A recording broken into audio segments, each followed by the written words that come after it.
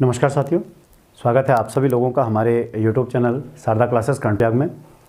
तो जैसा कि हमारी जो उत्तराखंड की सीरीज़ थी जिसमें हम चंद राजवंश पे डिस्कस कर रहे थे, तो पिछली कक्षाओं में पिछली वीडियो में जो हमने डिस्कस किया वो चंद राजवंश के जो शासक हुए आपके, ठीक है, सोमचंद से लेकर अंतिम शासक आपके महेंद्र चंद, तो वहाँ तक का हमने उल्लेख देखा।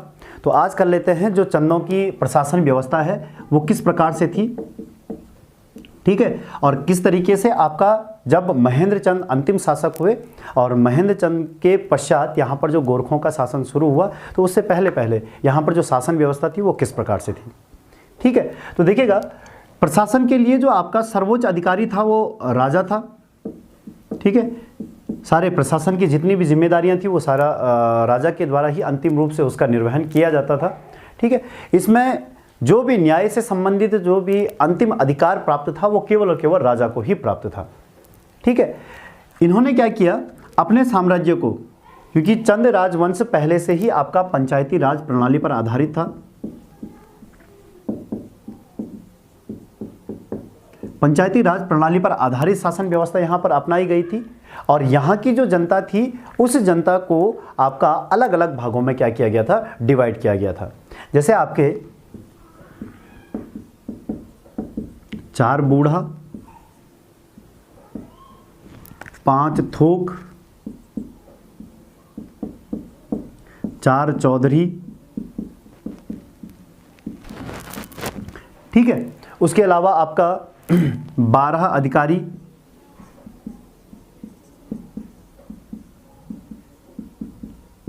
12 अधिकारी के अलावा पौरी,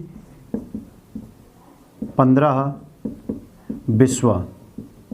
अलग अलग जातियों के हिसाब से इन्होंने क्या किया था, इनको अलग अलग उसमें बांटा हुआ था। उसके अलावा एक और था आपका 6 घरिया, इसके नाम से भी इन्होंने क्या किया था, अपने प्रशासन में अपने साम्राज्य को बांटा हुआ था और यहाँ पर आपका जो पंचायती राज प्रणाली थी उसको क्या किया, संचालित किया।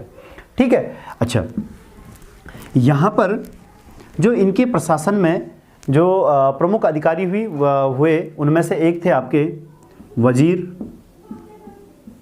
एक थे आपके बख्शी, वजीर थे, बख्शी थे, ठीक है, और एक थे आपके दीवान, जो प्रमुख अधिकारी यहाँ पर दिखाई देते हैं। ठीक है, इनमें से जो आपके वजीर थे ये मुख्य रूप से प्रधानमंत्री के पद पर या प्रशासनिक अधिकारी के रूप में यहाँ पर थे।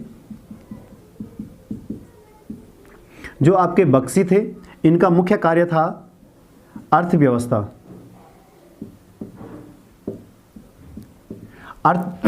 एक अर्थव्यवस्था को देखना और एक आपका सैन्य प्रशासन को देखना। उसके अलावा जो दीवान था ये क्या था, आपका सेना का प्रमुख था। ठीक है, इन अधिकारियों का यहां पर क्या मिलता है, उल्लेख मिलता है। इसके अलावा जो चंद राजवंश था, चंद राजवंश में जो आपका राजस्व था, जो आय का मुख्य साधन था वो था आपका भू राजस्व। ठीक है, भू राजस्व के अंतर्गत जो भू राजस्व था इसके अंतर्गत जो वसूल किया जाता था टैक्स, वो कुल अनाज का, जितना भी अनाज उगाया जाता था उसका 6वां भाग ही यहाँ पर क्या लिया जाता था, टैक्स के रूप में। और इस टैक्स को देने के लिए यहाँ पर 2 प्रकार के अधिकारी थे, एक थे आपके खायकर और एक थे आपके सिरतान। एक थे खायकर और एक थे आपके सिरतान। खायकर नामक जो आपका वर्ग था उसका काम था कि नगद प्लस अनाज, नगद प्लस अनाज, ये 2 प्रकार के टैक्स ये क्या करता था, अदा करता था। और वहीं पर जो आपका सिरतान था इसको केवल और केवल नगद टैक्स के रूप में ही देने के लिए क्या था, ये प्रमुख वर्ग था। ये इन दोनों से जो टैक्स की वसूली करता था उसका नाम था थातवान। थातवान नामक अधिकारी जो था वो उसका मुख्य कार्य था इन दोनों से क्या करना, ये टैक्स की जो वसूली है वो करना। ठीक, इसके अलावा यहाँ पर जो आपके पंचायतें हुआ करती थी, इन पंचायतों से जो भी आपका अनाज या जो भी वसूली या जो भी राजस्व लिया जाता था उसके लिए प्रमुख जो अधिकारी था यहाँ पर उसका नाम था प्रधान। ये प्रधानों की स्थिति वर्तमान समय में भी हमारे गांव में दिखाई देती है। तो चंद शासन काल में प्रधान का मुख्य कार्य था गांव से जितना भी टैक्स होगा उसकी वसूली करना और उसको राजा तक पहुंचाना। ठीक, इस प्रधान के लिए एक अधिकारी दिया जाता था, उसका नाम था आपका कोटाल। तो कोटाल जो होता था वो प्रधान के द्वारा जो भी वसूली की जाती थी उसका लेखा जोखा रखता था। मतलब ये एक तरीके से लेखा जोखा वाला अधिकारी था, इसका लेखा रखना वो मुख्य काम किसका था? आपका कोटाल का था। ठीक, अच्छा, इसके अलावा इनके प्रशासन में जो आपकी न्यायिक व्यवस्था थी, न्याय जो न्याय का अंतिम अधिकारी होता था वो राजा थे, लेकिन न्याय के लिए जो आपकी न्यायिक प्रणालियाँ थी, एक थी आपकी न्योवाली जो इनके न्यायालय भवन के रूप में थी, और एक था आपका बिस्टाली,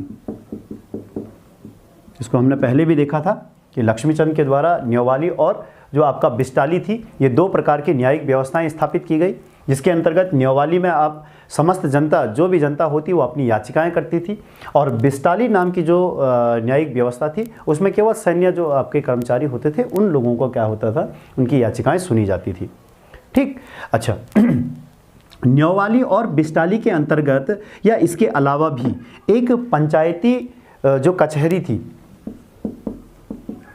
पंचायती कचहरी जो थी उसका नाम था पंचनवीसी।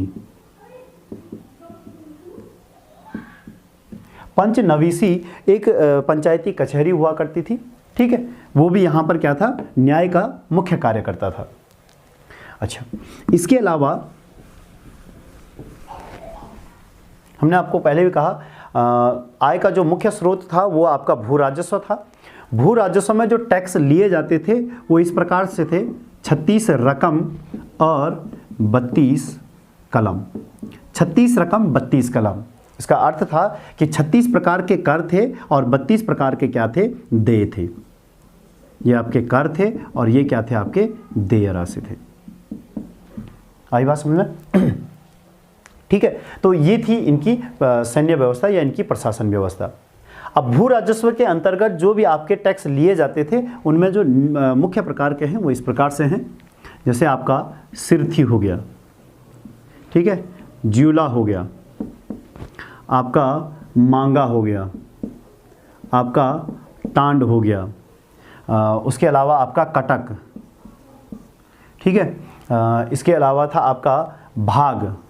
जो प्रमुख कर हैं हम उन्हीं पे चर्चा करेंगे क्योंकि जिनके एग्जाम में आने के ज़्यादा चांस है वो इस प्रकार से थे। ठीक है, इसके अलावा एक था आपका साहूकर या इसको साउली भी कहा जाता था।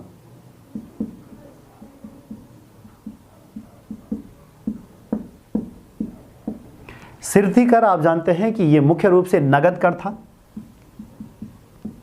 जब बाज बहादुर चंद जो सिरथी कर था ये भी आपका लक्ष्मीचंद के द्वारा लगाया गया था। बाज बहादुर चंद ने जब हुणियों को पराजित किया या हुणिया जो लुटेरे थे उनसे जो सौका व्यापारी या आपके भोटिया व्यापारी थी उनकी रक्षा की, तो उस समय उन्होंने ये सिरथी जो नगद कर था वो उन व्यापारियों से लिया हुआ था। ठीक है, जो ज्यूला कर है ये नदी पुलों पर लिया जाने वाला कर था। ठीक है, जितने भी नदी पुल वगैरह बनाए जाते थे वहाँ से जो भी आवागमन या जो भी यातायात किया जाता था उसके लिए लिया जाने वाला जो कर था उसका नाम था आपका ज्यूला या ज्यूलिया कर।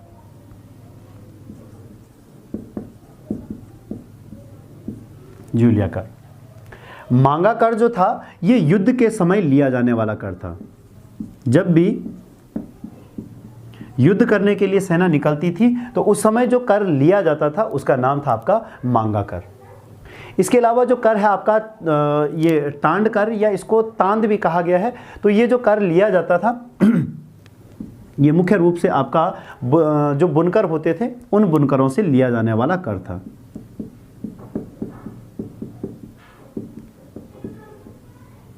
बुनकरों से लिया जाने वाला जो कर था वो था आपका टांड कर। उसके अलावा एक कर था आपका कटक, ये सेना के लिए लिया जाने वाला क्या था? कर था। वहीं आपका एक कर था आपका भाग जो कि आपके घराटों से लिया जाने वाला, क्योंकि हमारे यहाँ पर अभी भी ये प्रचलन है। वैसे तो घट आप दिखाई नहीं देते हैं लेकिन फिर भी जहाँ जहाँ ये बचे हुए हैं तो घट में जो आपका कर दिया जाता है उसको आप भाग कहते हैं। ठीक है, तो उस समय भी ये कर आपका लिया जाता था। उसके अलावा जो साउ या साउली कर था, ये लेखकों को देने वाला कर था। जो लेखक वर्ग था, लेखक को देय कर था आपका क्या, आपका साउली या साहूकार। इसके अलावा एक कर और था आपका मिझारी। जो मिझारी कर था ये लिया जाता था कामगारों से, जितने भी कामगार होते थे उनसे लिया जाने वाला जो प्रमुख कर था ये था आपका मिझारी कर। ठीक है। उसके अलावा एक कर और था आपका डाला कर। डाला, ये जो गांव का सयाना होता था, उस सयाने के लिए जो अनाज था उसके रूप में लिया जाने वाला ये क्या था, प्रमुख कर था। ठीक है। तो इस तरीके से जो आपका चंद राजवंश की जो शासन व्यवस्था थी, जो उनकी प्रशासन व्यवस्था थी, वो क्या हुई थी, संचालित हुई थी। ठीक है। यहाँ पर एक चीज़ याद रखना, यहाँ पर दो किस्म की भूमि दान करने का भी क्या था, प्रचलन था। एक भूमि थी आपकी रौत। रौत भूमि तब दी जाती थी जब कोई भी व्यक्ति या कोई भी सैनिक अपनी युद्ध कला से या अपने क्षमता के अनुसार से क्या करता था, युद्ध भूमि में अपना रण कौशल दिखाता था।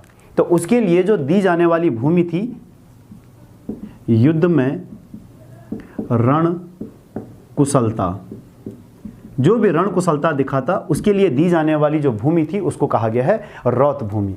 और एक भूमि और थी यहाँ पर संकल्प भूमि।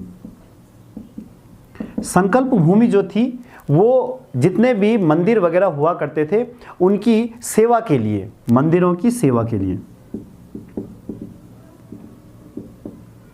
मंदिरों की सेवा के लिए दी जाने वाली जो भूमि थी उसका नाम था आपका संकल्प भूमि।